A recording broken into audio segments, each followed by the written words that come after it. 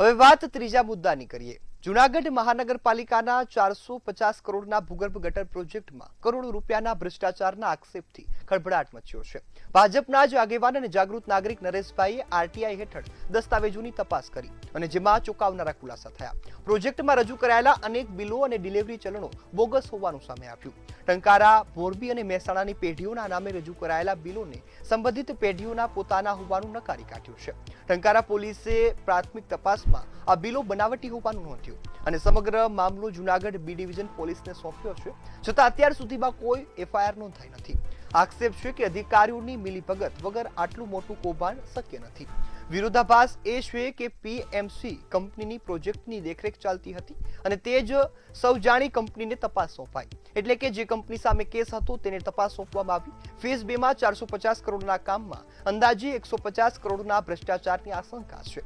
હવે મનપા અને પોલીસની કામગીરી સામે સવાલ ઉઠ્યા છે, ત્યારે હાલ આ મામલે હવે શું કાર્યવાહી થાય છે તેના પર સૌ કોઈની નજર છે।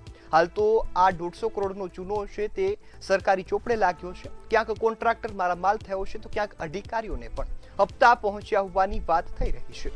જોવાનું એ રહ્યું કે હવે આમાં મિલીભગત કોની હતી।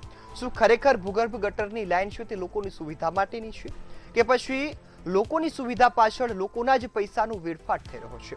આક્ષેપો બાદ મનપા અને પોલીસ પર સવાલ ઉઠાઈ રહ્યા છે। મનપામાં આ ભ્રષ્ટાચારના ભરડામાં આવતું કામ છે તે હવે સતત લોકોને મૂંઝવણમાં મૂકી રહ્યું છે। તો આપણી સાથે સામાજિક આગેવાન નરેશભાઈ ડવ જોડાઈ ગયા છે। નરેશભાઈ, જે સમગ્ર ઘટના જૂનાગઢ મનપાની છે કે જ્યાં ભૂગર્ભ ગટરના નામે 150 કરોડનો ચૂનો લગાવવામાં આવ્યો, મોટા મોટા માથાઓએ પણ ક્યાંક તેમાં સંડોવણીના જે આક્ષેપ થઈ રહ્યા છે, સાથે સાથે મુદ્દો ખૂબ ચર્ચાનો પણ છે। જી નરેશભાઈ।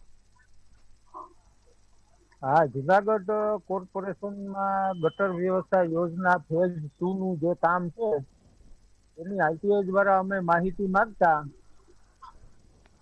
તેમાં 450 કરોડનું અંદાજિત ટેન્ડર કામ છે અને 150 કરોડ જેવો તેમાં પ્રાથમિક આપણે એમબી તપાસ કરી એમાં ખ્યાલ આવ્યો કે આ ભ્રષ્ટાચાર સાબિત જ થાય છે અને જે બીજી તપાસ એજન્સીઓ દ્વારા પણ એવી રીતે પોલીસ વિભાગ મોરબી અને મહેસાણા દ્વારા ત્યાંથી રિપોર્ટ પણ આવી ગયો છે એફઆઈઆર દાખલ કરવા માટેનો, છતાં પણ એફઆઈઆર દાખલ કરવામાં નથી આવી। અધિકારીઓ ગોળ ગોળ જવાબ આપે છે। જી બિલકુલ। નરેશભાઈ, શું લાગે છે કે આમાં કોણ કોણ સંડોવાયેલું છે? અધિકારીઓ કે પછી કોઈ નેતા પણ હોઈ શકે? અધિકારીઓને અને કોન્ટ્રાક્ટરની પાછળ કદાચ નેતાઓ પણ હોઈ શકે, પણ આપણે સાબિત ન કરી શકીએ કારણ કે અધિકારીઓને જો એમનું બેકગ્રાઉન્ડ ન હોય તો અધિકારીઓ આવી હિંમત કરે ખરા? જી બિલકુલ। નરેશભાઈ, હવે માંગ શું છે કે આ મુદ્દા પર શું કાર્યવાહી થવી જોઈએ?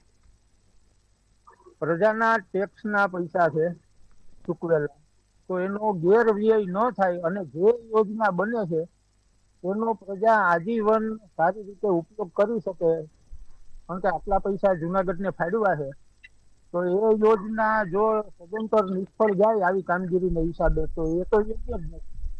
જી બિલકુલ। નરેશભાઈ, ખૂબ સરસ માહિતી આપી। અમારી સાથે જોડાયા બદલ આપનો ખૂબ ખૂબ આભાર।